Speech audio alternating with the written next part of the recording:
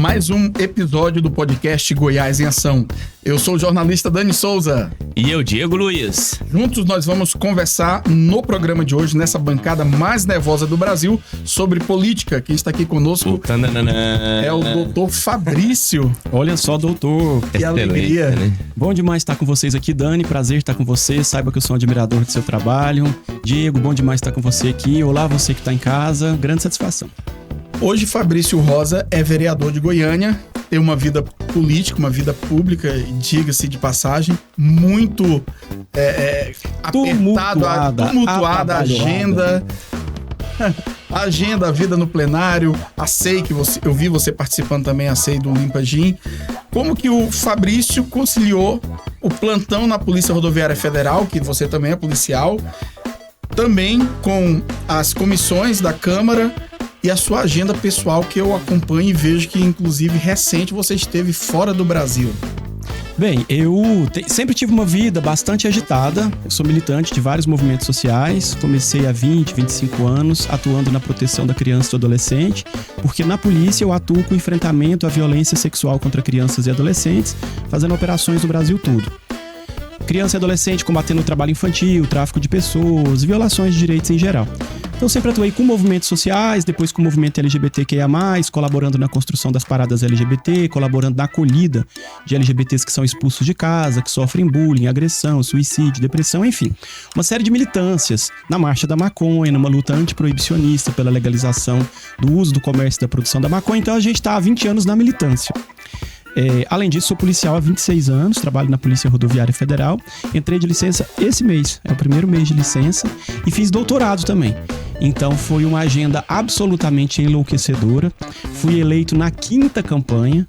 Então eu não fui eleito na primeira candidatura, não sei, o Elton Lemos, nosso amigo querido, mandou um abraço pro Elton. Mas eu me candidato desde 2016, me candidatei em 2016, depois 2018, depois 2020, depois 2022, não ganhando nenhuma, e depois fui eleito. Enfim, é uma vida tumultuada, mas eu sempre contei com a generosidade dos meus amigos, com a compreensão dos movimentos sociais que eu atuo, com a ajuda de pessoas que fazem ações sociais nos bairros também, desde entrega de livros, cesta básica, ações culturais. Uma vida corrida de entrega para a sociedade, de entrega para a comunidade. Ser eleito é fruto dessa mobilização que já me causou uma série de problemas físicos e emocionais, mas estamos vivos. Tem uma equipe que te auxilia, né? De certa forma, que faz toda essa questão de te ajuda no gabinete, você já tem uma... Eu queria perguntar o seguinte, polícia é um segmento, né? É de segurança pública, falando assim, não é polícia. E você foi pelo Partido dos Trabalhadores. Sofreu uma resistência muito grande de amigos, ou realmente tem uma parte do segmento que realmente caminha com a esquerda, digamos assim, bem aberto o assunto? Sim. Nós temos um grupo de policiais, Dani, de policiais de esquerda. E isso não é de agora. Os militares e os policiais de esquerda colaboraram profundamente na história democrática e republicana do Brasil. Os militares de esquerda fizeram a proclamação da República. Os militares que lutaram pela República contra a monarquia. Muitos foram os militares de esquerda. O movimento tenentista, a revolta dos sargentos, Luiz Carlos Prestes, um militar de esquerda, Apolônio de Carvalho. Então existe uma história de militares de esquerda, de movimentos de policiais e militares de esquerda. Durante a ditadura militar, esses policiais e militares foram perseguidos.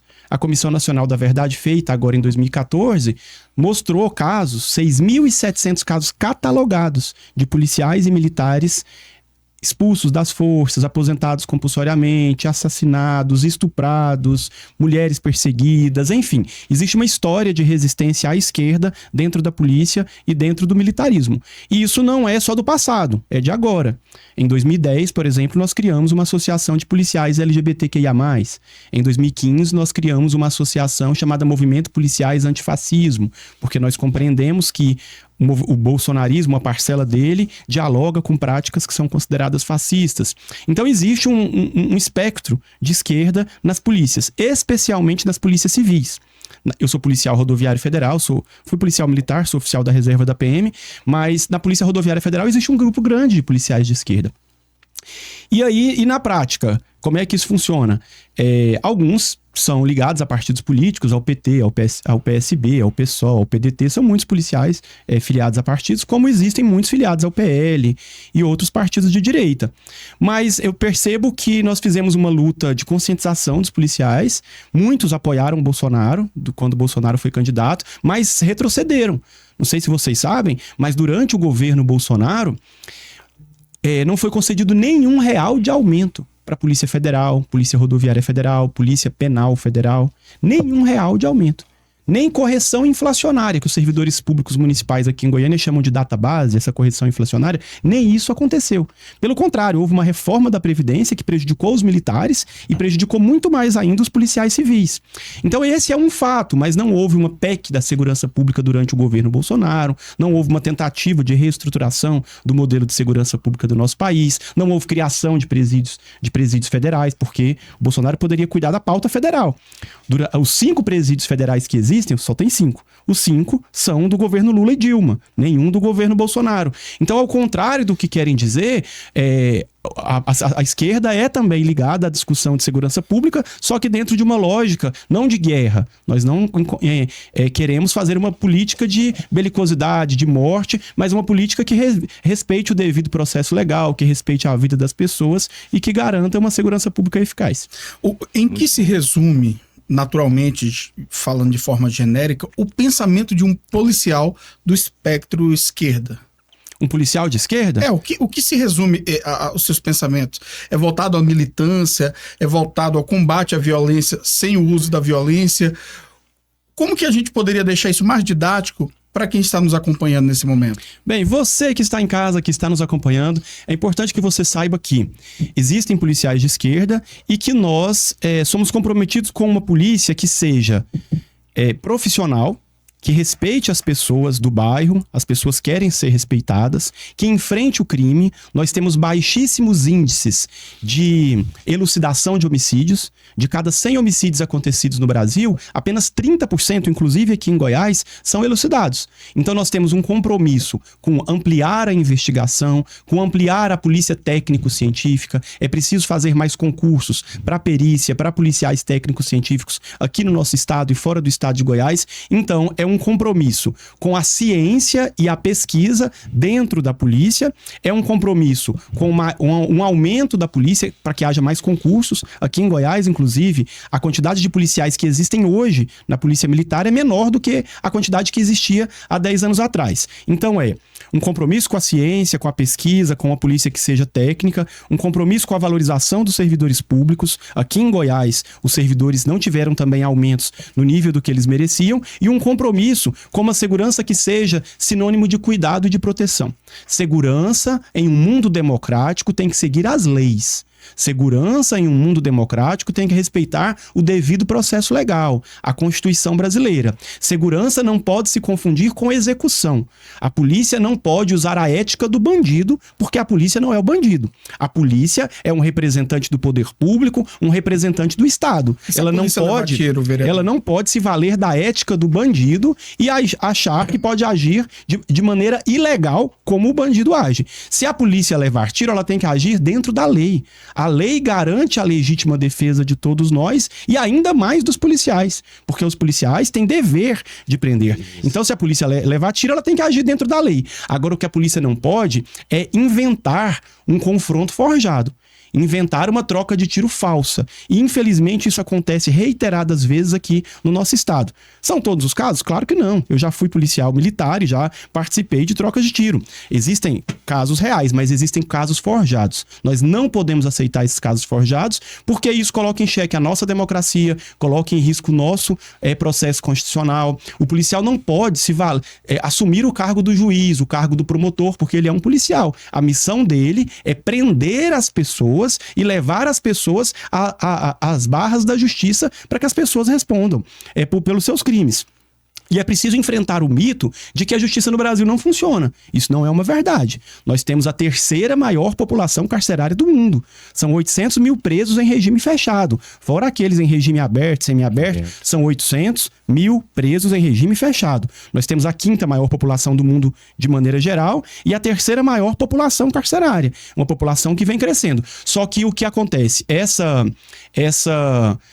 A justiça penal, ela só alcança um grupo específico da população, que são os pobres, os pretos, que cometem crimes nas periferias, e não alcança aqueles que cometem grandes crimes de corrupção, crimes do colarinho branco. Me parece que essa também deveria ser um foco de policiais com pensamento democrático, de pensamento à esquerda. Punir pessoas que cometem crimes graves, que roubam o dinheiro público, e esse ato de roubar dinheiro público faz nascer o bandidinho da periferia. É a falta de escola, de CMEI, de projetos culturais, de projetos esportivos, são os recursos que foram roubados por alguns vereadores, inclusive, vereadores, deputados, governadores, empresários. Essas pessoas deveriam ser enfrentadas em um projeto político de esquerda para que a gente consiga, de fato, fazer uma segurança pública que funcione. Esse homem é bom, hein? Nós, então, aqui aprendemos o que seria o pensamento de um policial de esquerda. Nada mais é do que cumprir sua função, né? Pelo que você falou, resumidamente. Agora, você também se identifica como militante. Sim. Inclusive, você citou em sua apresentação inicial que você faz parte do projeto da Marcha da Maconha. Sim. Em prol da maconha. Como que um policial consegue defender o uso recreativo da maconha, da cannabis, e ao mesmo tempo combater nas ruas? Se, por exemplo, você em alguma abordagem já passou por isso, encontrar em um veículo ou alguém portando uma certa quantidade de maconha, você faz vista grossa, libera, manda embora porque você milita contra a criminalização dessa maconha, vereador? Não, já que o senhor fez a pergunta, só... E a maconha, só a maconha que você seria a favor, né? Já só pra você incluir na resposta. Tá, vamos responder essa primeira. É importante você que está em casa compreender essa discussão. Eu sou um policial e sou obrigado a cumprir a lei, como todos nós somos obrigados. Se eu encontro alguém com alguma substância que é ilícita, que é ilegal, eu vou cumprir a lei e vou prender essa pessoa. Vou dar um exemplo da minha vida real, quando eu era PM lá em Aparecida de Goiânia, no 8º Batalhão. Naquela época, a mendicância era crime. A mendicância. Então nós pegávamos uma Kombi e recolhíamos a população em situação de rua, que na época era chamada de mendigos, e levávamos para a delegacia. Naquela época eu já militava e dizia, cara, não tem lógica, essa é uma questão social. Essa não é uma questão policial. Por que eu tenho que fazer isso? Mas eu fazia. Porque eu acredito que todo policial deve cumprir a lei. Entretanto, o policial pode dizer, no seu horário de folga, que ele não concorda com essa lei. Uma série de leis de trânsito, eu sou policial rodoviário federal. Uma série de leis de trânsito eu não concordo, mas eu cumpro. Entretanto, eu posso dizer que eu acho que essas leis são injustas, que o valor das multas são altos, que o valor das multas deveriam ser proporcionais ao valor do veículo ou à capacidade contributiva de cada pessoa. Eu posso dizer que eu sou contra aquela lei, mas eu vou cumprir aquela lei. Então, acho que é importante ter maturidade democrática para fazer essa diferença. Vou dar um exemplo mais radical que esse me dói. Naquela época que eu era PM, há 20 e tantos anos atrás, eu fui obrigado a prender e prendi, porque cumpro a lei, uma pessoa adúltera, porque adultério era crime. Eita. Mas eu dizia que adultério não pode ser crime, porque como é que vai ser crime? Isso é uma questão de costumes, é uma questão moral, uma questão familiar. Mas eu cumpri. Vereador, só para ficar claro, adultério é o marido ou a esposa traindo ele ou ela. Exatamente. Adultério para você que está em casa, você que traiu o seu marido, você que traiu a sua esposa. Se fosse há 30 anos atrás... Deu vontade de citar uns nomes perto. Desculpa. Você, o padre lá da... tem uma história. Não, você que traiu sua esposa 30 anos atrás, você poderia ser preso. Adultério era crime. Deus do céu. Olha a quantidade de presídios que a gente ia ter que criar. Mas era crime, então o policial era obrigado a prender. Era só passar uma cerca ao redor do Garavelo que resolvia metade. E aí o que eu fiz? Inclusive o meu caso que eu prendi foi lá no Garavelo. Olha aí, Brasil. Foi no Garavelo. Então tem leis que realmente são absurdas. Então, são leis absurdas. Agora, o que eu fazia durante o meu trabalho? Eu ia lá Prendi a pessoa, era o que estava na lei. Agora, eu concordava com aquilo? Não. E eu falava no horário de folga, não concordo com essa lei, tem que modificar a lei.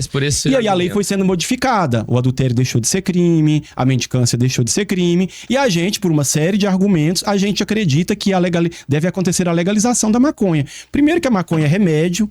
Segundo, pessoas que não são violentas são colocadas na cadeia porque estão praticando um ato de comércio. Politicamente, nós definimos que deveria ser crime, mas na verdade é um ato de comércio. Terceiro, que a maconha,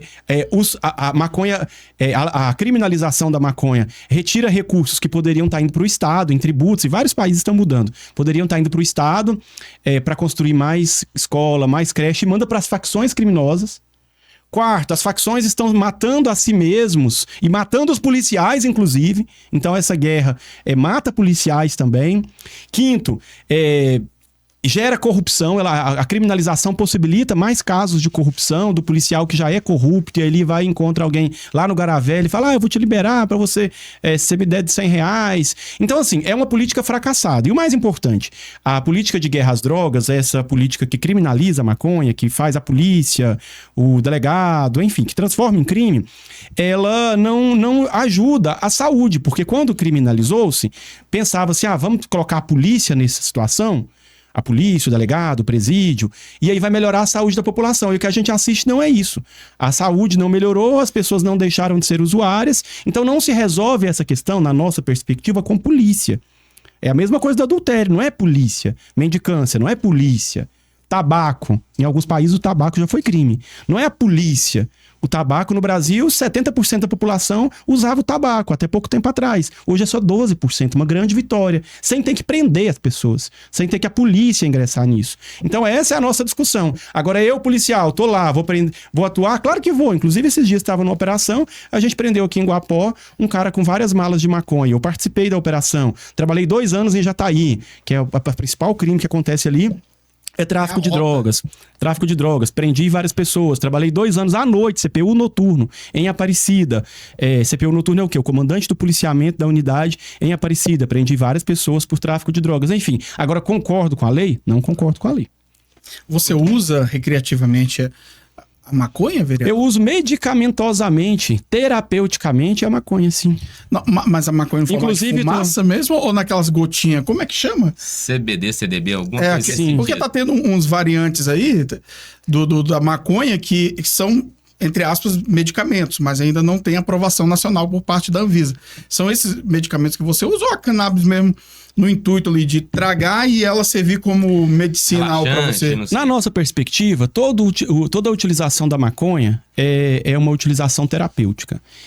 A gente percebe que houve um movimento muito desejoso de dinheiro, ligado ao lucro e não à terapia, que tenta separar o nome maconha e criar um outro nome cannabis, como se fosse um segundo produto. Concordo, não é. Você que está em casa, não é um segundo produto. É o mesmo produto. Maconha e cannabis. Verdinho, bonitinho. Houve um outro movimento que tentou extrair da maconha um elemento que se chama CBD, com o interesse da farmácia, com o interesse das grandes indústrias farmacêuticas internacionais, e retirar o CBD e disse que ia dizer que ele é terapêutico.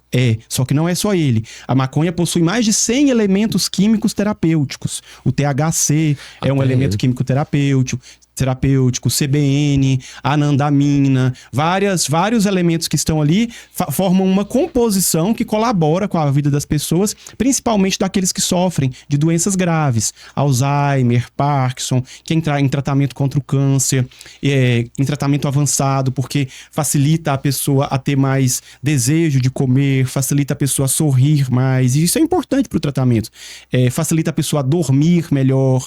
Então, cada um tem um problema diferente, um diagnóstico diferente, e esses elementos são manipulados para melhorar a qualidade de vida das pessoas. Então eu compreendo que todo uso, ele é um uso terapêutico. Já fiz uso ocasional, fumando? Claro que sim, várias vezes, inúmeras vezes, mas não eu não sou um usuário, quanto mais um usuário Mas não teria nenhum problema de ser chamado de maconheiro. Sou um maconheiro com muito orgulho.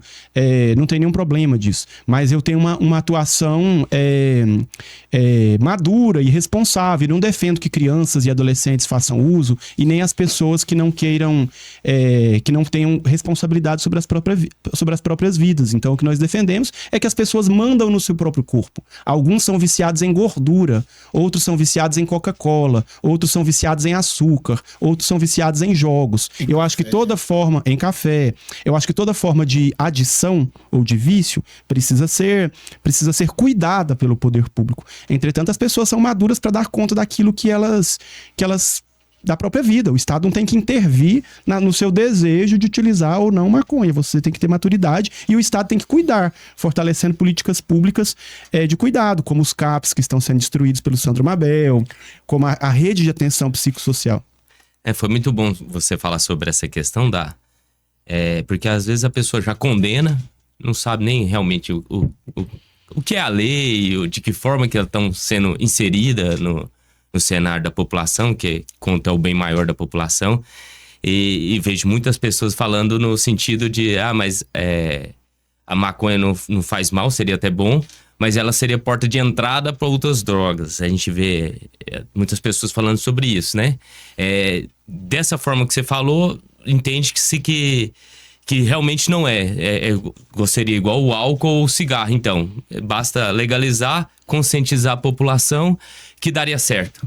A maior parte das pessoas que eu conheço que utilizam maconha, utilizam só maconha. Existe uma parcela que faz uso múltiplo de várias substâncias, e as pesquisas demonstram isso, mas não porque elas começaram a usar maconha e daí passaram para outras substâncias. Na verdade, eu percebo que a ilegalidade, ou seja, o fato de ser crime, o fato de estar num mercado ilegal, oferece um cardápio de possibilidades. Expõe a outras substâncias. Então, o próprio traficante, que poderia ser um comerciante, se a gente legalizasse como já é nos Estados Unidos. Então, ele não estaria exposto a esse cardápio de possibilidades.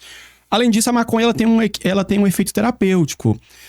Existem estudos que demonstram isso, que a maconha ela acaba servindo como remédio para que as pessoas se libertem de alguns usos de outras drogas mais pesadas.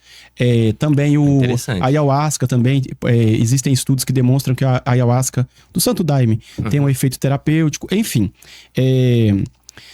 é isso, existe muito preconceito, muita desinformação, é preciso enfrentar o preconceito, enfrentar a desinformação, e se a gente tivesse que enfrentar uma droga específica, certamente o álcool deveria ser essa droga.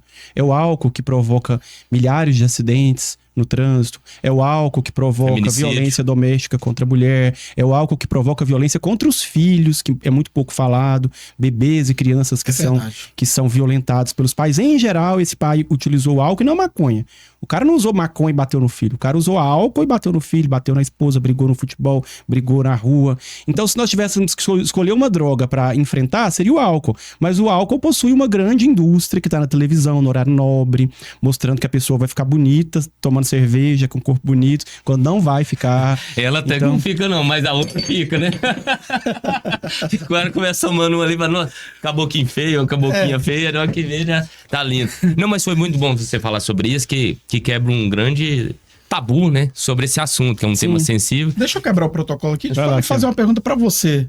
Você que é declaradamente você já fumou maconha? Bolsonarista. Eu já perguntei para vários convidados aqui se já fizeram uso da maconha. Eu já usei na faculdade indiretamente, porque eu estava na rodinha dos meus amigos. Eu não colocava como é que é o nome do negocinho? O beck na boca, né? Mas eu estava ali exposto à fumaça. Diego Luiz, você já fez uso da maconha? Porque parece que você entende bastante das substâncias que compõem a planta. Eu poderia falar que realmente é porque eu gosto de estudar para não criar ideias... Não, mas não minta, não. Ideias ruins sobre um assunto que talvez não seja. Claro. Mas, não, já, moço. Isso aí a gente tem que largar com essa paranoia de falar sobre o assunto, né? Eu tinha um grande amigo que veio a óbito muito tempo atrás. Por causa da maconha? Não, claro que não. Foi por outras coisas. Infartou, enfim. Era um grande amigo meu que sempre fez muito uso e ele era o cara mais de boa da roda, sempre é. Isso aí eu concordei com você sobre isso. É porque eu não gostava mesmo, eu nunca gostei muito de ficar muito relaxado, não. Eu sou meio TDAH. Eu também. Só que eu vou te falar um negócio, vou confessar um negócio aqui agora, já que você citou o assunto. Pode começar. Alô, pastor? Eu tomo aquelas gotinhas desse negócio que você falou aí. Óleo medicinal, sim. E realmente meu sono Não faz diferença melhorou. nenhuma, na verdade. Meu É só sono porque melhorou. o ato de fumar... o ato de fumar faz com que o seu corpo absorva mais rápido. O THC, digamos. Sim, todas as substâncias que tem Parece lá. que era o THC que deixava... Mas Você eu aéreo? também não gosto do ato de fumar. Eu não sou muito... eu não gosto nem tabaco, nem nada. Eu não gosto. Eu gosto da gotinha, pra mim, pra dormir é bom. Então, aí... Bom, estamos Faz começando. o corte aí, você vai cortar, né? Ao vivo, pô. No grupo da igreja. Não, tô Estamos brincando. conversando Então, com o vereador de Goiânia, Fabrício Rosa, que nos prestigia com a sua presença aqui. Obrigado mais uma vez pelo carinho de sempre atender o nosso pedido, não só lá no rádio, mas aqui também no Goiás em Ação. Vamos falar agora de política? Vamos pra política. Sua vida política, ela começa quando? Isso ainda no meio militar, porque você é oficial da reserva da Polícia Militar do Estado de Goiás. E o que te... Já até acrescento mais uma aqui, que eu tô igual o Diego aqui já no TDAH. E o que te fez sair da Polícia Militar? Bem, eu sempre tive um desejo de ajudar a comunidade. Eu tenho uma formação cristã, franciscana, fui criado numa igreja franciscana. E ainda nos anos 90 eu tinha um desejo de me filiar a um partido. Eu venho de uma família pobre, minha mãe é merendeira, meu pai é pedreiro. E lá em Anápolis eu queria me filiar ao Partido dos Trabalhadores. Ainda jovem, com 16, 17 anos. Fui até a sede do Partido dos Trabalhadores e aí preenchi um documento. Eu tenho esse documento na minha casa até hoje, datilografado. E aí pagava R$1 por mês e eu não tinha esse R$1 por mês para pagar pro partido, enfim, para me filiar. Voltei para casa e continuei com esse desejo de ingressar num partido. Fui expulso de casa por ser gay em 1998, quando me mudei de Anápolis para Goiânia. Enfim, aí depois ingresso na Polícia Militar, na Polícia Rodoviária Federal, mas nunca deixei o desejo de militar em um partido. Sempre fui uma pessoa de esquerda aí comecei a participar de movimentos sociais para além da atuação na polícia. Sempre separei bem esses dois espaços. A polícia, com as atuações que eu precisava fazer. Participei de operações em 23 estados do Brasil, ações do Brasil todo. Me dediquei muito especialmente à Polícia Rodoviária Federal durante os 15 anos da minha vida, mas sempre com o desejo de construir algo em movimentos sociais e em partidos. E é em 2013 que eu me aproximo definitivamente de um partido de esquerda, depois de visitar alguns, PV, PT, e me aproximei do PSOL. E me filiei em 2014 ao PSOL, fiquei 8 anos no PSOL, militando no PSOL, onde fui candidato 3 vezes. Depois migrei do PSOL para o PT e fui candidato 2 vezes no PT. Então essa é um pouco a minha história, sempre marcada por um desejo de me filiar a um partido, mas antes entregando todas as minhas forças para as ações da polícia, para as ações sociais que eu sempre fiz nos bairros. É um pouco isso. Nesse primeiro mandato que você foi 3 pelo PSOL... E 2 pelo PT. E pelo PT. No meio do PT que você entrou também, Sim, não foi? no segundo do PT que eu... sim, segundo ano Aí eu entrei da legislatura. Eu fiquei 8 meses no outro mandato. Eu quase falo que eu tô no primeiro mandato, porque foram apenas 8 meses. Ao contrário do Elton, que ficou 1 ano, eu fiquei 8 meses e... Enfim, eu geralmente falo que eu tô no primeiro mandato. 8 meses foi mais pra eu aprender, pra eu me acostumar com a dinâmica ali. E fui eleito mesmo na 5ª campanha. Porque você teve uma diferença grande de voto, né? Porque até, assim, a gente acompanha muita política, você ganhou de pessoas que foram ajudadas até pelo Sintego, que eu achei que ia estourar de voto, e você falando a conversa da política, comeu a boia deles. Você fala foi porque você, com esses 8 meses, conseguiu mostrar mais o trabalho, porque veio... Não, esses 8 meses ajudaram, claro. Ter uma assessoria faz toda a diferença. Você que quer entrar na política, saiba que não é um lugar fácil. E saiba que a disputa é muito diferente. Para mim, que sou vereador, que tenho 30 assessores, para a pessoa que vai começar agora. É uma disputa desigual. Mas eu vejo que não é só isso. Os assessores que trabalham comigo são militantes dessas pautas todas que eu falo. Tem migrante, tem pessoa da criança e adolescente, do meio ambiente, LGBT, enfim. Compôs o gabinete. São pessoas das militâncias que a gente compõe. Mas não foram esses 8 meses que foram fundamentais, são 20 anos de militância. São 20 anos de luta nos movimentos sociais que são a ponta de lança dessas pautas. Então, nós estamos atuando há 20 anos com as pessoas que são as mais importantes na construção de políticas públicas e atuações em geral, quando se fala de criança e adolescente, moradia, população LGBT, legalização da maconha, população migrante. Então, nós atuamos não só na política institucional como vereador, mas em movimentos sociais, conselhos. Uma época da minha vida eu fazia parte de 10 conselhos. Conselhos municipais, conselhos estaduais, conselhos federais. Então, é uma vida dedicada à comunidade. Eu reputo que isso seja o principal. É claro que existe também as redes sociais, que a minha militância começa antes das redes sociais, mas as redes sociais ajudaram a impulsionar. É claro que a participação em rádios ajudou a impulsionar. É claro que o próprio partido também ajudou a impulsionar. Tem uma estrutura. A minha primeira campanha eu não tive nem R$1 do partido, porque nem existia fundo público. A segunda campanha eu recebi R$1.300 do partido. A terceira campanha eu ganhei R$5.000 do partido. Quando eu migrei pro PT, que eu consegui ter uma estrutura melhor, foram R$100.000. Parece muito, mas não é muito. Nada. Saiba você que não é muito. A gente não tem caixa 2. Os materiais são caros. Sim, então assim, já conseguiu ter uma estrutura melhor. Então tudo isso vai ajudando a conseguir chegar lá. Quando que irá terminar a militância de Fabrício Rosa? A militância não terminará nunca. É mais fácil terminar a candidatura, é mais fácil Fabrício Rosa deixar de ser vereador, deputado, do que ser militante. Com certeza. Eu sou apaixonado pela militância, eu me vejo muito mais como um militante, um ativista por algumas causas que eu considero nobres, urgentes, importantes, impactantes, do que como uma autoridade pública. É desse lugar que eu venho, é esse lugar que eu gosto. Eu fiz mestrado, doutorado, mas não para ser um acadêmico. Eu fiz mestrado e doutorado para qualificar o meu ativismo. Eu fiz mestrado e doutorado para qualificar também minha atuação como policial. Então, eu me vejo e me sinto muito contemplado por esse lugar do ativista, que é essa pessoa que acredita que pode mudar alguma coisa no mundo e pode mudar. Não necessariamente pela via institucional, não é necessariamente pelo parlamento que vai se mudar, mas vai se mudar pela influência na consciência das pessoas, pela capacidade de dialogar com as pessoas, de criar consenso, de levar informação de qualidade. Eu acredito que essa outra via também é uma via importante de transformação do mundo. Posso concluir, então, que Vossa Excelência é pré-candidato a deputado estadual, ou federal, ou senador da República, ou governador do estado de Goiás? Por que não? Sou pré-candidato a deputado estadual no estado de Goiás. Acredito que a Assembleia Legislativa precisa de pessoas que não fazem parte desse poder hegemônico que sempre construiu a Assembleia. Se você entra na Assembleia, na Câmara não tem, mas na Assembleia tem um quadro dos ex-presidentes e dos deputados. São todos, em geral, a maior parte, milionários, grandes fazendeiros, em geral homens, oficialmente heterossexuais, brancos. É um quadro de pessoas que não necessariamente representa a comunidade, que a metade é mulher, a metade é preta, 90%, 80% é pobre. Então essas pessoas, é preciso que haja uma mudança nesse quadro.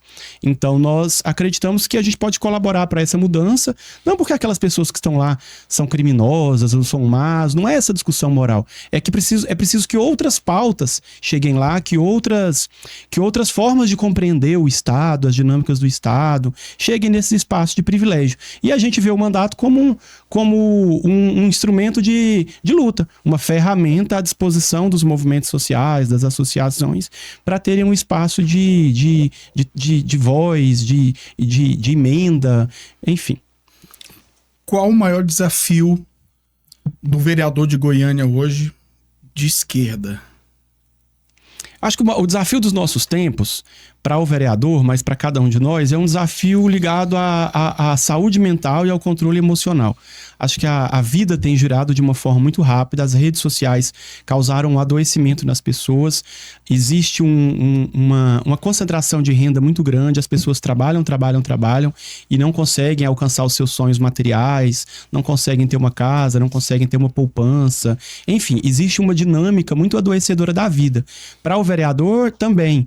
Nós sofremos as consequências disso na medida que nós convivemos com todo mundo. Então, eu acho que há um desafio de saúde emocional, há um desafio de saúde física, na medida que a gente participa de 10, 15, 20 agendas por dia. Então, é preciso se cuidar. Há um desafio de gestão do mandato, de cuidar do mandato. O mandato é muito plural, são muitas pessoas. É um desafio difícil, mas há um desafio político muito grande. Eu sou um homem de esquerda, um homem gay. que defende a legalização da maconha. É claro que isso é uma minoria ínfima dentro de uma casa tão conservadora como o parlamento. Então, há um desafio também de convivência com aqueles que são diferentes, é um desafio humano, mas para mim é um desafio um pouco maior, e há um desafio de apresentar uma outra proposta de cuidado da cidade. O prefeito Sandro Mabel é um empresário bem-sucedido, que tem 300 milhões de reais na conta, na poupança, e que vê a cidade como uma empresa, e a cidade não é uma empresa. Então, é uma gestão que tenta privatizar tudo, quer privatizar as praças, o mercado da 74, os mercados públicos, privatizou os nomes das cidades. Agora a Volkswagen pode comprar o nome de uma praça, eu ia citar a Fiat pode comprar o nome de uma avenida, o Mutirama pode deixar de chamar Mutirama e virar Disney. Enfim, é uma gestão que privatiza tudo, que não faz concurso. Então o desafio político é dialogar com a sociedade sobre a importância dessa estrutura coletiva, que é o Estado, que é o servidor público, a importância dos concursos, a importância dessa coluna dorsal da assistência social, da saúde pública, porque está sendo tudo privatizado. Inclusive abriram uma porta agora perigosíssima. Os CMEIs são uma das maiores conquistas, eu acho, nossa, da sociedade brasileira. Não é do PT, não é do Bolsonaro, não é de ninguém. Ter onde colocar seu filho, uma criança, para você ir trabalhar, eu acho que é uma conquista bem importante. Cuidada. Bem cuidado em geral, e eu acho radicalmente perigoso passar isso para iniciativa privada, sendo que a prefeitura dá conta de fazer. Nós temos professores, merendeiras, cuidadores. Em geral, não tem denúncia de maus tratos no CMEI. Nas creches privadas tem mais. Então, assim, são estruturas que funcionam, que são sérias, e o Mabel está privatizando. Isso que foi uma conquista da sociedade. E essa privatização se parece com aquilo que era lá no passado. Antigamente, nos anos 80, 90, as crianças eram do mundo privado. Elas iam para as creches das igrejas, ou elas iam para a LBA, para a LBV, elas eram do mundo privado. E elas foram colocadas agora no mundo público do cuidado coletivo, por meio da prefeitura.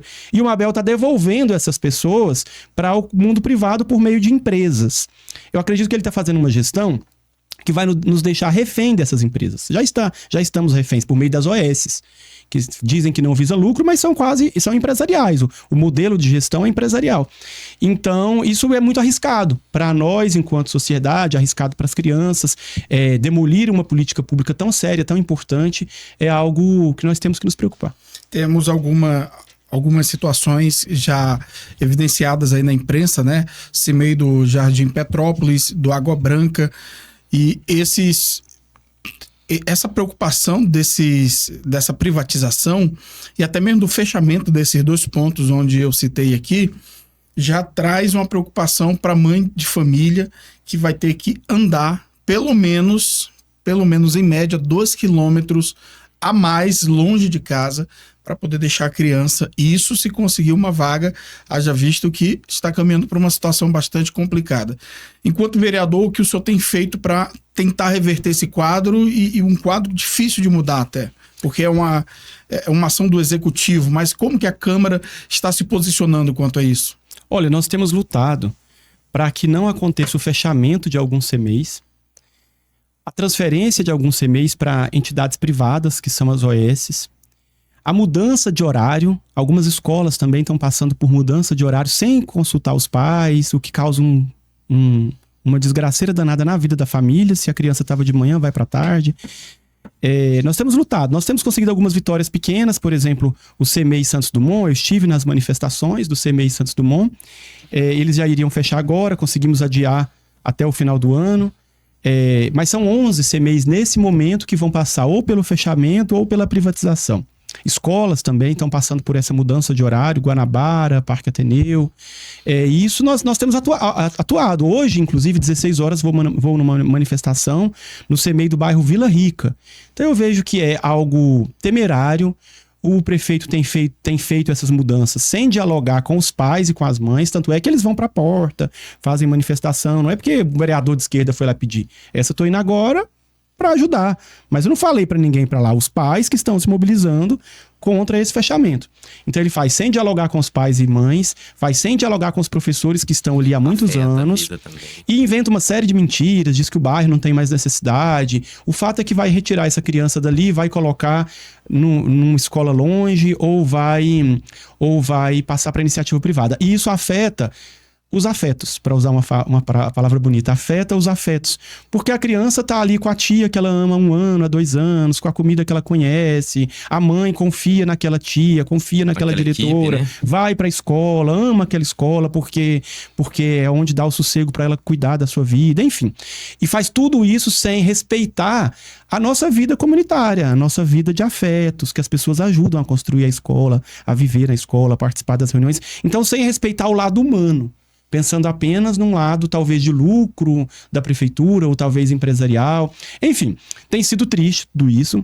Nós fizemos uma luta grande no CEMEI Orlando, lá de Campinas, e não vencemos, mas vamos continuar lutando. Eu acho que a importância é lutar e mostrar para o prefeito que ele não pode fechar nenhum CEMEI. A gente tinha que estar aqui discutindo a abertura de CEMEI, porque ainda falta muita vaga, e não fechamento de CEMEI. Então, você até citou uma coisa interessante, que na sua fala aí eu estava pensando, qual que é o desejo do próprio prefeito, da secretária, a loirinha lá, esqueci o nome dela, porque causa transtorno, todo mundo tá bravo com ele, os vereadores estão vendo que realmente é uma coisa que não se pode fazer, tá afetando a vida da população. Na sua opinião, ou talvez você tenha um dado técnico, qual que é o objetivo, assim, seria? Interesses particulares escusos, interesses privados escusos. Alguns estão sendo passados para a gestão do SESI, e o prefeito foi chefe aí do SESI. Alguns estão passando para OS privadas, e eu não tenho prova disso, mas muitas dessas OS são de famílias milionárias que querem receber recursos do Estado, recursos da prefeitura, e essas mesmas famílias bancam campanhas eleitorais de alguns. Alguns estão passando para OS próximas de políticos famosos, e alguns estão passando para OS de igrejas, que também querem ocupar esse espaço. Eu defendo uma educação que seja laica, onde todas as religiosidades são respeitadas. Eu não faço uma militância anticlerical, anti-igreja, mas eu acho que todas as religiosidades devem ser respeitadas. Então também existem igrejas de alguns vereadores envolvidas nessa discussão. Então o vereador é próximo do prefeito, é de uma igreja, ou do SESI, ou de uma empresa privada, enfim, não importa. Tudo é interesse privado. Tudo é interesse privado contra o interesse coletivo. Quando a própria prefeitura cuida, é o interesse coletivo. Não é de nenhuma igreja, é de todas as igrejas. Não é de nenhuma empresa, é de todas as empresas. Então, por isso nós defendemos o interesse coletivo. Quando a prefeitura está cuidando, é de todo mundo. Agora, o que tem ali é lobby de empresários, é lobby de pastores, para retirar da mão da própria prefeitura e passar para essas empresas. Não estou afirmando, mas parece dívida de campanha. É algo assim que fica, sabe, aqueles acordos que são feitos com aquelas malas pretas, mas enfim, não estou afirmando, apenas... Com as luzes apagadas? Não, a luz tem que estar acesa justamente para depois eles virem cobrar, porque o político, quando ele entra lá e ele não é do meio político, aqui você me corrige se eu estiver errado, porque eu vivo a política não de mandato, nunca me submeti ao sufrágio de fato. Quando eu tentei, não foi homologada a minha candidatura, isso quando eu tinha 18 anos de idade. Era um sinal. Era um sinal já. Então a gente que está nos bastidores, a gente percebe que quando a pessoa não é político, ele está político por alguma ocasião, aspas, caiu de paraquedas, ele acaba sendo manipulado, essa é a palavra, manipulado pelos seus financiadores, aquelas pessoas que ajudaram, entre aspas, a elegê-lo, e isso acaba se tornando dívidas de campanha. Não estou afirmando que esse caso específico, estou apenas introduzindo um novo tema, que é a gestão de Goiânia. Gestão de Goiânia precisa de gestor especialista. Falei com o Sandro Mabel no rádio, em uma entrevista de campanha, onde nós entrevistamos todos os candidatos de Goiânia, e eu falei para ele que eu tinha muita esperança que ele ganhasse. Por quê? Porque ele é um empresário bem-sucedido, um administrador nato. Só que eu coloquei na bancada também a questão da diferenciação entre gestão pública e gestão de empresas. Pode parecer ali uma diferença tímida, mas não é. Os aspectos legais são outros. A forma como você conduz uma gestão pública é totalmente diferente da condução de uma gestão privada, e ele afirmou para mim, eu tenho esse material inclusive nas minhas redes sociais, que ele sabia muito bem como lidar com a questão da administração pública. Nós, fazendo uma pequena avaliação e uma superficial avaliação desse primeiro ano de mandato, encerra-se praticamente um ano de mandato de Sandro Mabel, comparando com o referente mais próximo, que é a gestão de Rogério Cruz, parece-me, eu posso estar enganado, que houve-se melhoras significativas no que tange, por exemplo, a saúde. Vou pautar a saúde aqui. O vereador, que é fiscal do povo, vai trazer o ponto de vista dele. Mas quando nós chegávamos em um CAIS, em um posto de saúde, nós não encontrávamos um pediatra. Eu passei por isso na gestão passada várias vezes com o meu filho. Porque apesar de termos o plano de saúde, em um caso de emergência, o primeiro lugar que a gente corre é para uma UPA, para um CAIS, etc. E hoje, já nessa gestão, em uma promessa de campanha cumprida, a gente consegue encontrar pediatras, pelo menos nos pontos onde eu fui, UPA do Jardim América, CAS Goiás e etc. Nessa visão de análise, até mesmo aqui vamos deixar superficial, que eu não quero entrar em méritos próprios aqui, porque eu quero a sua opinião, vereador. Você percebe que há uma distinção de gestão ou você vê que está piorando em relação a Rogério Cruz? Olha, eu vejo que são perspectivas distintas. Bastante. São gestões distintas. O Rogério Cruz, ele era muito mais subordinado aos desejos dos vereadores e de outras autoridades, porque não tinha o pulso necessário para exercer a sua autoridade. O Mabel já é autoritário por natureza e acaba tendo incapacidade de dialogar com os vereadores e com a própria base, que está rachada. A base dele está rachada. Os dois têm grandes problemas que poderiam ser diminuídos, já que nós vivemos numa cidade que é a 15ª cidade mais rica do Brasil, com um orçamento de mais de 10 bilhões de reais por ano. É uma cidade que tem recursos, mas falta gestão, qualidade de gestão, e falta vontade política ou escolher melhor os políticos que estarão ao lado. O Mabel tem como secretários e como base os mesmos ou quase os mesmos do Rogério Cruz. Então, do ponto de vista político, os mesmos que apoiavam o Rogério Cruz apoiam o Mabel. E os que não foram eleitos para vereador viraram secretários. Então, do ponto de vista político, é algo que tem diferença de personalidade das pessoas, mas da política que é feita é quase a mesma. Em relação aos serviços, você tocou na saúde, eu estive numa reunião do Conselho Municipal de Saúde ontem, e visito também as unidades. Olha, eu vejo algo que está lamentável. Eu fui vereador pouco tempo na gestão do Rogério Cruz, mas o que eu posso dizer de agora é algo lamentável. O CAIS de Campinas caindo aos pedaços, o CAIS Cândida de Moraes caindo aos pedaços, Chácara do Governador, uma mudança terrível lá para pro CAIS ali da região leste, depois do Novo Mundo, Amendoeiras, mudanças de unidades de saúde sem falar com os servidores, sem falar com a população, falta insumos básicos na saúde, luva, papel higiênico, remédios simples do nosso dia a dia. Então, o que eu recebo são reclamações de toda a ordem. Acompanho muito a vida das pessoas que vivem com HIV aqui em Goiânia. O CRDT saiu aqui do setor sul, uma região boa, e foi levada lá para a cidade de Jardim, aí acabou com a UPA que existia lá e colocou o CRDT, ele não tinha espaço para atender as pessoas. Aí quem vive com HIV tem que fazer uma fila do lado de fora, e a pessoa que vive com HIV não quer ser exposta e fica do lado de fora exposto no sol, na chuva. Enfim, são muitas as dificuldades no campo da saúde. E além disso também o problema das OS. Se um dia eu for prefeito dessa cidade, eu tenho certeza que a principal dificuldade será essa questão de o poder político. Nossa, se você for vereador, o desejo da comunidade está subordinado aos interesses econômicos, de empresas, de OS, aos interesses privados. E eu vejo que o Mabel vai deixar para o futuro esse legado. De cada dia mais, o poder político está subordinado a alguns interesses privados via OS, especialmente na saúde. Então, ele tenta transferir a administração da própria prefeitura, que pode fazer. Nós temos pessoas concursadas, deveria se fazer mais concursos, pessoas de boa qualidade, falta gestão. Se temos pessoas de boa qualidade que recebem um salário um pouco acima da média da população, falta gestão para organizar. Os médicos agora, ele teve a disfarçatez de diminuir o salário dos médicos. Os médicos recebiam em torno de R$130 a hora, agora diminuiu para R$100. Então ele vem atacando os servidores públicos de várias formas, precarizando os direitos trabalhistas dos servidores. Então eu não vejo como uma boa gestão.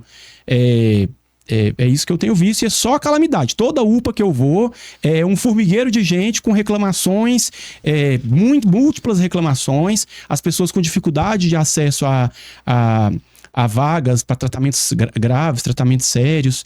E uma coisa que sempre me marcou muito, porque eu sempre lutei pela transparência. Não há transparência. Se você conseguiu fazer a cirurgia e o outro não sabe qual local da fila que tá, você olha lá no sistema, ele tá em 100.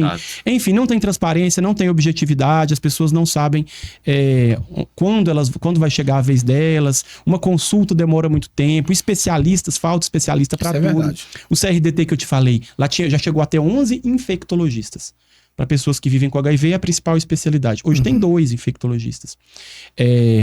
Então falta especialista para quase tudo. Talvez tenha uma melhor aqui e ali, eu não quero ser injusto. Talvez tenha uma melhor aqui e ali. Mas o que eu vivo são problemas de toda ordem, especialmente na saúde. Então quero, antes de você continuar o assunto, defender os profissionais da saúde, que você falando, assim, para o povo entender que não é culpa dos funcionários, que eles estão dando sangue lá, mesmo sem a estrutura necessária para acontecer todo aquele serviço. Porque eu fui arranhado por um gato, fui lá tomar um remédio antirrábico lá no Novo Mundo. Você tá rindo o quê, moço? É o que eu lembrei da briga dele com o gato. Assim. Moço, foi arranhado por um gato. O gato virou um Zé Tela. Acho que o gato era daquele gato de bota, só pode. Aí ele me unhou, aí não sabia se tinha me unhado e mordido, fui lá. Um atendimento excepcional. Sim. Só que duro de gente. Você via a vontade dos profissionais em trabalhar. Sim. E a gente que tá do lado de cá também, que acompanha muito o poder público, vê que realmente não é falta de esforço do profissional. Realmente ele está dando, como diz o ditado popular, dando a ripa lá, tadinho. Tem estrutura. E outra coisa que você falando sobre a OS, antes de eu devolver a palavra para você, a gente teve com os profissionais da educação aqui, grandes gestoras de escola do município, a gente fez essa pergunta sobre a OS para elas. Aí ela olhou para mim assim e falou, OS na saúde deu certo? Aí já matou o assunto, sabe? É mais muito do mesmo. E outra coisa também que eu quero citar, já que eu vou devolver a palavra para entender sua opinião, parece que, como diz, continua os mesmos problemas, só que agora maquiada. A mídia não publica, eu não sei qual que é. Que antigamente caiu um alfinete aqui, uma vacina fora do lugar, tava todo mundo noticiando, não presta a gestão, não sei o quê. Agora parece que tá tudo muito do mesmo e nada de sair na... Você entende dessa forma também? Sim. Essa questão das OS, quem está em casa certamente assiste televisão, são vários escândalos em Goiás, fora de Goiás. Essas OS repassam o serviço para a prefeitura cobrando superfaturado. O valor dos medicamentos, o valor dos serviços, porque elas visam o lucro também para distribuir o lucro entre os seus coordenadores e diretores. Então, são muitas fraudes em OS, nota fiscal falsa, superfaturamento. Eu acredito que o serviço público, a prefeitura, seja capaz de prestar esse serviço, mas é preciso que nós, servidores públicos, sejamos honestos, sejamos eficientes, sejamos comprometidos com o povo, não estejamos em busca de salário de 50 mil, 70 mil, que a gente faça jus à dignidade da nossa profissão. Então, esse é um ponto. OS é um problemão, é muito problema de corrupção.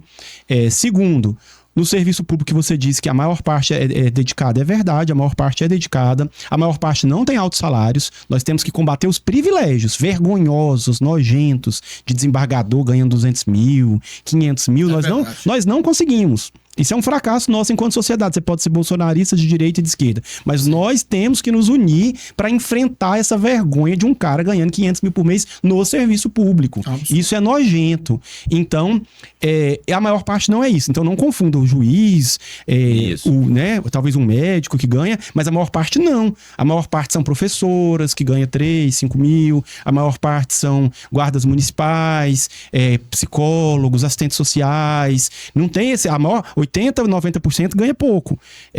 Então é importante separar essas questões. E é isso. Então nós temos, falando em psicólogo, eu visito muitos CAPs, que eu tenho uma preocupação com a saúde mental da população. Os CAPs estão uma vergonha. Uma vergonha. Você vai no CAPS, o cara não tem uma mesa com uma qualidade dessa aqui, não tem cadeira, não tem computador, não possui um sistema para cadastrar as pessoas. Aliás, o sistema da saúde, não sei o nome do sistema, mas o sistema municipal que é terceirizado, que não é da prefeitura, é de uma empresa. Foi trocado agora e a empresa anterior não passou para a nova empresa o cadastro. E aí os profissionais da saúde estão reclamando que não conseguem pegar os diagnósticos anteriores. Isso é um caos. Então a gente não pode ter um Estado, uma prefeitura, nós, o povo, rendido a interesses privados. Então, são muitos desafios, não é fácil, mas eu carrego um sentimento de coletividade, não um sentimento que pensa em lucro. Essas empresas pensam em lucro. Foi embora e carregou os dados de todo mundo da cidade, e aí a pessoa precisa saber do diagnóstico, não tem dados. Mas voltando aos CAPs, Goiânia tem muitos CAPs, que é os Centros de Atenção Psicossocial. Estão em frangalhos, todos eles. Não tem mesa, não tem cadeira, não tem computador. Tem lá o psicólogo, alguns têm psiquiatra, mas não tem como trabalhar. Você vai no Vassilichuk, aí eu convido você, eu vou encerrar que eu falo muito. Vai no Vassilichuk. O Vassilichuk parece uma obra abandonada. Como é que aquilo lá pode ser um hospital, referência em saúde mental da cidade? Aquilo lá é uma obra abandonada que colocaram alguns servidores ali, algumas pessoas com problemas de transtornos mentais dentro de uma obra abandonada. E não tem como manter um lugar daquilo. Chega a ser insalubre a situação. Vereador Fabrício Rosa, você se colocou em uma situação hipotética. Se fosse prefeito de Goiânia, há esse desejo no seu coração? Você responde em instantes, porque agora eu quero falar com você que quer aprimorar sua capacidade de falar, assim como o vereador Fabrício Rosa está falando tão bem aqui com você aí de casa. Você que nos acompanha no carro, obrigado pelo carinho da carona. Nós estamos também nesse momento ao Vivex, também pela rádio Serra das Areias FMs. Obrigado pelo carinho a todos vocês aí da região do Tiradentes, em Aparecida de Goiânia. Adquira agora mesmo o livro Oratória Aplicada para Líderes. Você encontra no site www.liderdaoratoria.com. Lá você tem a opção de encontrar os workshops e também o livro digital, o e-book, e também o livro físico. Se o problema for no carro, Diego... Retífica do Perninha é a solução. É tudo para o seu carro, motores, situado ali em Catalão e região. Em breve expandiremos. Ele tem uma proposta de expandir para o resto do estado. Mas se você que está na região precisa de qualquer coisa nesse sentido, ligue 649-9647-4246. Fale com João Batista, vulgo Perninha. O vulgo Perninha. Um abraço para Catalão. Amo demais essa cidade maravilhosa. Fabrício Rosa, futuro prefeito de Goiânia ou não? Eu sou apaixonado por Goiânia, nasci em Goiânia, fui criado em Anápolis, mas voltei para cá aos 18 anos. Eu estudo a cidade, eu vivo a cidade, eu conheço a maior parte dos bairros de Goiânia e tenho interesse em um dia ter a oportunidade de gerir essa cidade, principalmente pensando nas crianças e na juventude das periferias. Eu acho que se a gente consegue estabelecer uma malha de oportunidades educacionais, culturais, esportivas, para os jovens dos bairros que estão abandonados, nós podemos fazer um futuro melhor. Então, uma gestão comprometida com o futuro, uma gestão comprometida com a coletividade, não com interesses particulares, eu acho que é a saída para que a gente tenha um lugar cada dia melhor. Goiânia é uma cidade boa, é uma cidade que tem muitos parques que estão sendo atacados, mas é uma cidade boa. Mas é possível fazer essa cidade ser ainda um pouco melhor. E sim, eu tenho o desejo de ser prefeito de Goiânia um dia e de me colocar à disposição do povo da nossa cidade, que é um povo maravilhoso. Mas dentro do Partido dos Trabalhadores, entre Adriana Arcossi e Fabrício Rosa, há ali um equilíbrio para se chegar a um consenso de dizer vamos deixar o Fabrício ser candidato. Haja visto que a Adriana já foi candidata outras vezes, não chegou ainda ao cargo do Executivo Municipal. Fabrício Rosa estaria disposto a mudar de partido para poder concorrer à Prefeitura de Goiânia ou não? Não, nosso projeto no Partido dos Trabalhadores é um projeto coletivo, não é um projeto baseado na biografia da Adriana Corsi. A Adriana Corsi faz parte de um projeto coletivo. A gente percebe muitas pessoas falando assim, por que ela não sai do PT? Que aí ela conseguiria tais cargos. Não. Inclusive queremos você aqui, Adriana. Nós somos um grupo que fazemos parte de um projeto que é coletivo, que pensa da forma que eu apresentei para vocês. Então não é uma biografia individual. Então não, eu não estou disposto a sair do Partido dos Trabalhadores para assumir cargo A ou cargo B. Eu posso perder eleições, mas não sairei do nosso campo, da esquerda e do Partido dos Trabalhadores, justamente porque o projeto é coletivo. Agora nós temos que compreender a história de acordo com o seu tempo. Nesse momento histórico, a Adriana Costa é a nossa principal referência no Partido dos Trabalhadores, é o maior nome que consegue mais aglutinar forças. Não é que ela é melhor que A ou B ou que o outro é melhor. Ela consegue aglutinar mais forças com ela, de sindicato, das igrejas, dos movimentos sociais no bairro. Então, ela ainda é a nossa maior referência e eu sou um admirador da Adriana, um amigo pessoal da Adriana. Então, claro que enquanto ela colocar o nome dela à disposição, nós vamos continuar apoiando. Mas essa é uma discussão interna no partido feita coletivamente. Essa é a diferença dos partidos de esquerda para os partidos de direita. Não é um desejo individual que diz quem vai ser o candidato, quem não vai ser o candidato. É uma construção do partido. A gente coloca o nome à disposição do partido, várias reuniões são feitas para deliberar quais serão os nomes para cada um dos cargos. Você, dentro do partido, é muito bem visto. Tanto que você apresentou um evento nacional com o presidente Lula. Foi o aniversário do partido? 45 anos do Partido dos Trabalhadores. 45 anos. Sim. Eu acompanhei, inclusive, online. Eu estava super emocionado lá, né? Não, e eu fiquei muito feliz. Assim, o povo acha até estranho. Eu te mandei o link, inclusive. O povo acha estranho eu falar que eu fiquei feliz, sabe por quê? Porque o Fabrício é meu amigo e é uma personalidade de nossa cidade, reconhecida a nível nacional. Estava lá representando o Goiás, primeiramente, sendo mestre de cerimônia, e deixe-me elogiá-lo, foi muito bem. A sua companheira era a Cari Santos, uma vereadora do Partido dos Trabalhadores de Pernambuco. Eles queriam 2 nomes jovens, eu vou ser sincero, né? Aí escolheram você. O Partido dos Trabalhadores nacionalmente tinha contratado uma empresa de cerimonial, mas eles não estavam gostando do trabalho da empresa de cerimonial porque achavam que estava muito duro, muito engessado. E aí pensaram, vamos pegar 2 nomes, 2 rostos mais jovens de vereadores. E são milhares, nós somos mais de 3.500 vereadores do Brasil, e não sei se todos estavam lá, mas muitos estavam lá. E a escolha foi feita ali na hora. Então foi uma... não foi? Não, tinha nada preparado. Você foi avisado no dia do evento? Eu não fui lá para ser mestre de cerimônias. Uau. Eu fui lá como um militante que foi pros 45 anos de aniversário. E aí lá a direção decidiu que não seria essa empresa. E aí decidiu que seriam 2 jovens vereadores que tinham acabado de ser eleitos. E aí começou uma discussão sobre quais esses jovens vereadores. Eu não sei quantos estavam ali, talvez 200.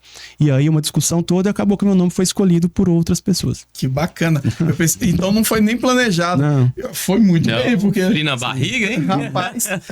Estamos chegando na reta final do nosso programa, mas antes eu quero te apresentar alguns nomes. Você também vai preparar alguns nomes aí. É igual o dia do evento. Bate-bola? É bate-bola. Vou falar um nome de uma personalidade política e, resumidamente, você vai dar o seu ponto de vista sobre essa personalidade.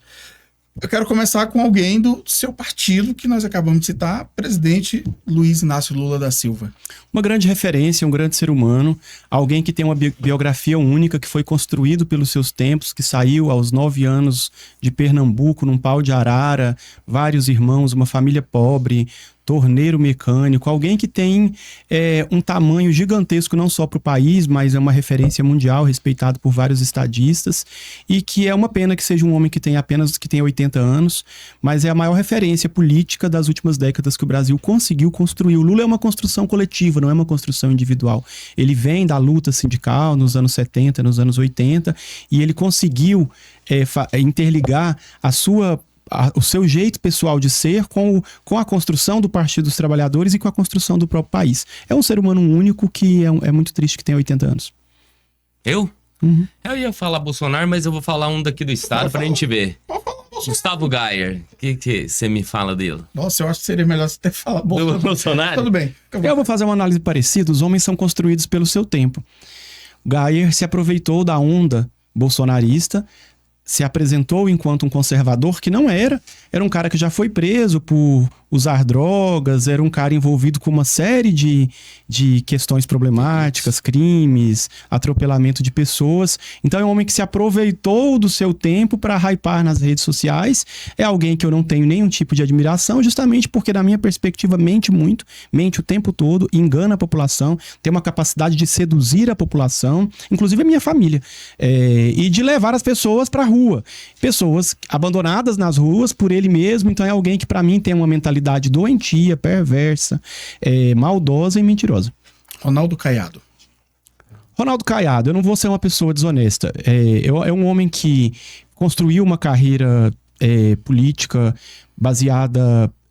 foi um homem que, até onde eu sei, não tem escândalos de corrupção envolvido, isso eu acho que é positivo, mas é um homem que é filho de quase de uma família monárquica, cheio de privilégios históricos. O avô foi político, o bisavô foi político, o pai foi político, os tios são políticos. Então ele vem de uma dinastia que governa o Estado desde a época da monarquia. E é um homem que lutou sempre pelos privilégios de poucos. As tentativas de se realizar reforma tributária no Congresso Nacional foram impedidas pela militância dele. Então é um homem que não goza da minha admiração, porque não luta pela classe trabalhadora, pelas pessoas pobres, e sim pelos seus compromissos políticos feitos ao longo desse tempo com famílias multimilionárias. Bia de Lima. Bia é minha amiga, é uma grande militante sindical, uma deputada estadual que é perseguida na Assembleia Legislativa por um outro deputado conhecido como deputado do chapéu. Tem a sua história, não é fácil ser uma sindicalista, mulher, o sindicalismo também é muito machista. Então a Bia é uma figura admirável dentro do Partido dos Trabalhadores, uma das fundadoras do PT, foi vereadora, não sei se vocês sabem, vereadora 2 vezes lá em Jataí, é uma figura importante na construção do Partido dos Trabalhadores. Muito bem. Eu posso fugir do... Como é que tá a produção? Espera aí. Passamos, calma aí. Nós passamos pelo Congresso, passamos pela presidência, agora chegamos na Câmara. Vou citar mais de um nome lá na Câmara, assim, para eu não parecer muito parcial. O Elton Lemos. O Elton é um cara que eu admiro, que eu posso dizer que eu tenho um amor e um carinho muito especial pelo Elton. Eu separo a ideologia das relações pessoais, e o Elton é uma pessoa que eu considero um amigo. Espero que a gente não seja colocado... de maneira política e ideologicamente frente a frente, para que a gente não perca a nossa amizade. É um cara que eu gosto muito, eu acho um homem coerente, e todos os dias eu falo isso para ele. Se eu fosse de alguma igreja, eu seria da sua, e se eu tivesse que indicar alguém para alguma igreja, eu mandaria para a sua. E olha que lá tem uns 10 pastores diferentes. Inclusive pode fazer uma visita lá na igreja, será bem-vindo na Igreja Betel. Não, eu já ia pedir permissão justamente para isso, para trazer o assunto para a Câmara, não no sentido de perguntar em si da pessoa, porque o Fabrício é conhecido por não fugir de uma briga. Não que ele seja... As brigas caem no meu colo. Por exemplo, essa do Parque das Laranjeiras. Eu ia te perguntar Aconteceu no meu bairro, você quer que eu fique calado? Explica isso pra gente, porque você foi chamado...